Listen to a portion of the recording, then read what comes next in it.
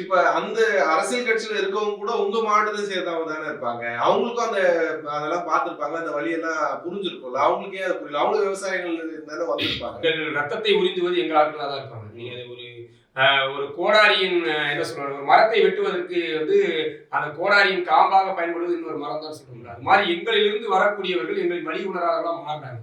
அவர்களுடைய சுக வாழ்க்கைக்காக எங்களுடைய உரிமைகளை பறி கொடுப்பவர்களோ வழி கொடுப்பவர்களோ இருக்கான்றது வேதனையான ஒரு உண்மை தானே. இது கடந்த காலமா இருக்கட்டும், இப்போ இருக்கட்டும், இன்றைக்கும் திருவண்ணாமலையின் அடையாளமாக சொல்லக்கூடிய அமைச்சர் பெருமக்கள் எல்லாமே திருவண்ணாமலையின் வளம் சார்ந்து நலம் சார்ந்து சிந்திக்கவே இல்லை. சட்டமன்றங்களில் திருவண்ணாமலை மக்களின் உரிமை சார்ந்து பேசக்கூடிய ஒரு சட்டமன்ற உறுப்பினர் கிடையாது.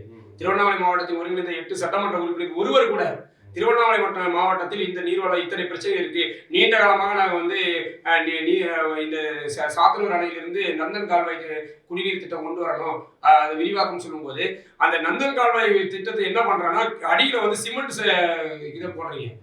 அந்த நிலம் நீர் நிலத்தடியில போனாதான் அந்த நிலம் நீர்வளம் மிகுந்ததா மாறும். நீ நிலத்தை ஃபுல்லா சிமெண்ட் வழியை எங்க கொண்டு போய் சேர்க்க போறீங்க? இது எல்லாமே ஒரு புரிதலற்ற அல்லது அரசியல் தெரியாத இந்த மக்களின் வழி உணராதவர்களால் உருவாக்கப்படுறதுதான். இன்னும் இந்த மக்களுடைய உரிமை சார்ந்து பேசக்கூடியவர்களுக்கு இந்த மக்கள் வாய்ப்பு தரல, அல்லது அந்த அரசியல் புரிதல் இல்லாம இருக்காங்கன்றத நம்ம இந்த மாதிரி விடயங்களை பார்க்கிறோம்.